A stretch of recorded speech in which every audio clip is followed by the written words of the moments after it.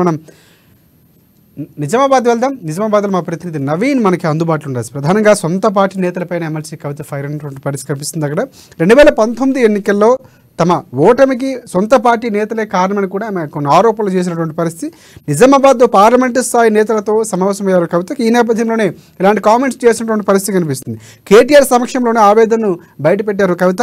ఇక పార్టీ కార్యకర్తలు కలవకుండా నాయకులు అడ్డుపడుతున్నారంటూ కూడా ఆవేదన వ్యక్తం చేస్తున్నటువంటి పరిస్థితి. ఇక కార్యకర్తలకు తనకు గ్యాప్ రావడానికి సొంత పార్టీ నేతలే కారణమంటూ కూడా కొన్ని కామెంట్స్ ఆమె సొంత పార్టీ నేతలపై చేసినటువంటి పరిస్థితి. సో దీనికి సంబంధించి పూర్తి అప్డేట్స్ ఏంటి నవీన్ చెప్పండి.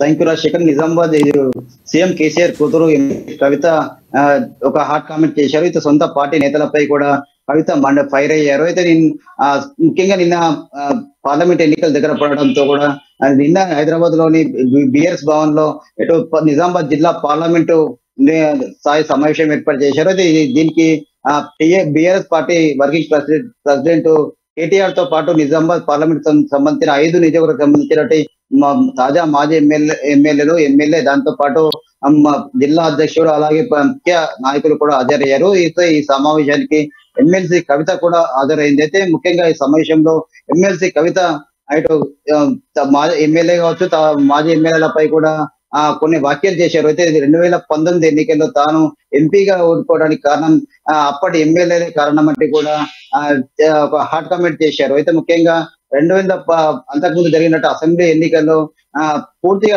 బీఆర్ఎస్ పార్టీ పూర్తిగా 5 నియోజకవర్గాలు గెలుపొందింది. అయితే తర్వాత జరిగినట్టు పార్లమెంట్ ఎన్నికల్లో తాను ఓటమికి ఓడిపోయారని చెప్పి దానికి ప్రధాన కారణము స్థానిక ఎమ్మెల్యేలు అని చెప్పి కూడా ఒక హాట్ కామెంట్ చేశారు. ఎందుకంటే ముఖ్యంగా అక్కడ తనకు ఇక్కడ పూర్తిగా సపోర్ట్ చేయలేదు. ముఖ్యంగా క్యాడర్ కూడా కలవకుండా చేశారు. అయితే ఎప్పుడు వచ్చినా కూడా తమ అందుబాటులో లేము, మేము వచ్చినప్పుడే మాకు తెలియకుండా ఎలాంటి సమావేశాలు పెట్టుకోదని చెప్పి కూడా తమకు చెప్పారని చెప్పి కూడా తమను పట్టించుకోవాలని చెప్పి కూడా ఎక్కడా కూడా ఇటు తమకు ఓటేయాలని చెప్పి కూడా ఎక్కడ చెప్పాలని చెప్పి కూడా ఒక హాట్ కామెంట్ చేశారు. అయితే ముఖ్యంగా 2014లో కవిత నిజామాబాద్ పార్లమెంట్ అభ్యర్థిగా గెలుపొంది అక్కడ కాంగ్రెస్ పార్టీ తరఫున ఉన్నటువంటి మధుయాష్కి మీద గెలుపొందారు. అయితే 2019లో జరిగిన పార్లమెంట్ ఎన్నికల్లో అప్పుడే బీజేపీ పార్టీలో చేరినటువంటి ధర్మపురి అరవింద్ చేతిలో కూడా ఓటమి పాలయ్యారు. అయితే దీనికి ప్రధాన కారణం పసుపు ఇష్యూ అని చెప్పవచ్చు. అయితే ముఖ్యంగా పసుపు రైతులు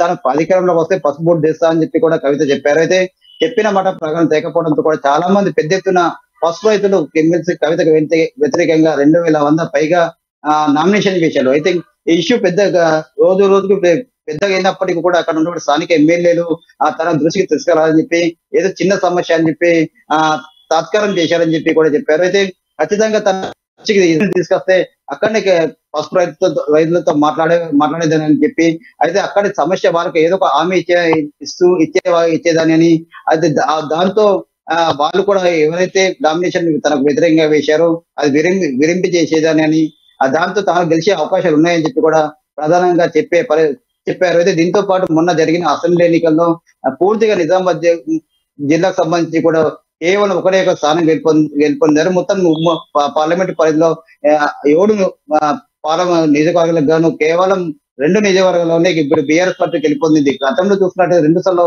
తెలంగాణ వచ్చిన తర్వాత 2 సార్లు బీఆర్ఎస్ పార్టీ పూర్తిగా క్లీన్ స్వీప్ కొట్టింది. 6 స్థానాలు కూడా బీఆర్ఎస్ గెలుపొందింది. కేవలం మొన్న జరిగిన ఎన్నికల్లో కేవలం ఒకటే ఒక స్థానం బాల్కొండ గెలుపొంది. దీనికి ప్రధాన కారణం అక్కడ స్థానిక నాయకులే అని చెప్పి కూడా కవిత హాట్ కామెంట్ చేశారు. అయితే మొన్న జరిగిన అసెంబ్లీ ఎన్నికల్లో కూడా తనకు ప్రచారంలో తనకు ఇక్కడ నోటి స్థానిక ఎమ్మెల్యేలు అప్పటి ఎమ్మెల్యేలు కూడా సపోర్ట్ చేయాలని చెప్పి తనకు మద్దతు ఇవ్వాలని చెప్పి ఎప్పుడు వచ్చినప్పటికీ కూడా అందుబాటు. ఎస్ ఈ నేపథ్యంలో అక్కడ ఏదైతే కవిత కామెంట్స్కి సంబంధించి సో నేతల నుంచి ఎలాంటి రిప్లై వచ్చింది పూర్తి స్థాయిలో చెప్పినటువంటి పరిస్థితి మనకి సమాచారం అంతుందా? ఈసారి ఆమె పోటీలో దిగే అవకాశం ఏమైనా కనిపిస్తుందో, అందుకే ఇలాంటి కామెంట్స్ చేస్తున్నారు, ఖచ్చితంగా ఆమె ఎంపీగా పోటీ చేసే అవకాశాలు ఉన్నాయి అనుకోవచ్చు మనం? ఖచ్చితంగా పోటీ చేసే అవకాశాలు ఉండే అవకాశం ఉంది. ఎందుకంటే పదే మొన్న ఇంతకు ముందు కూడా చాలా సార్లు బీజేపీ పార్టీ తరఫున గెలుపొందిన ఎంపీ అరవింద్ ఖచ్చితంగా ఎమ్మెల్సీ తనకు బరిలో ఉండాలి, నిజామాబాద్ పార్లమెంట్ తరఫున పోటీ చేయాలి. తాను ఖచ్చితంగా అప్పుడైతే 2019 ఎన్నికల్లో ఓడించారో ఇప్పుడు ఈసారి కూడా రానున్న పార్లమెంట్ ఎన్నికల్లో ఖచ్చితంగా ఓడిస్తా అని చెప్పి కూడా సవాల్ విసిరారు. ఈ సవాళ్ళు ఖచ్చితంగా కవిత స్వీకరించవలసిన అవసరం ఉంది. ఎందుకంటే ఒకవేళ నిజామాబాద్ పార్లమెంట్ బరిలో కవిత లేకుంటే మాత్రం ఖచ్చితంగా కవిత తోకముడిచింది ఓటమి భయంతోనే కవిత నిజామాబాద్ పార్లమెంటు నుండి పోటీ చేయాలని చెప్పి కూడా కొన్ని విమర్శలు వస్తాయని చెప్పి కూడా బిఆర్ఎస్ పార్టీ క్యాడర్ కూడా నమ్ముతున్న పరిస్థితి కనిపిస్తుంది. నిన్న జరిగినటువంటి పార్లమెంట్ ఈ సమావేశంలో కూడా వివిధ నాయకులు కీలక నేతలు కావచ్చు, ముఖ్యంగా ఇదే విషయాన్ని కూడా కేటీఆర్ దృష్టికి తీసుకొచ్చారు. ఖచ్చితంగా నిజామాబాద్ పార్లమెంట్ తరఫున కవిత పోటీ చేసి లేకుంటే మాత్రం బిఆర్ఎస్ పార్టీ పూర్తిగా జిల్లాలో తుడిచిపెట్టుకుపోతుంది. ఖచ్చితంగా అరవింద్ ఓడించాలంటే ఖచ్చితంగా కవిత పోటీ చేయాలి. దాంతో పాటు మొన్న జరిగినట్టు అసెంబ్లీ ఎన్నికల్లో కూడా కాంగ్రెస్ పార్టీ గెలుపొంది. కాంగ్రెస్ అవాక కూడా జిల్లా కొనసాగుతుంది. ముఖ్యంగా అనేక స్థానాల్లో నిజామాబాద్ పార్లమెంట్ సంబంధించి అనేక స్థానాలు కూడా కాంగ్రెస్ పార్టీ గెలుపొంది. ఖచ్చితంగా ఈ హవా వచ్చే పార్లమెంట్ ఎన్నికల్లో ఖచ్చితంగా పడే అవకాశం ఉంది. అంటే రెండు పార్టీల అభ్యర్థులకు ఎదుర్కోవాలంటే ఖచ్చితంగా కవిత ఇక్కడ నుండి పోటీ చేయాలి, లేకుంటే ఓటమి భయం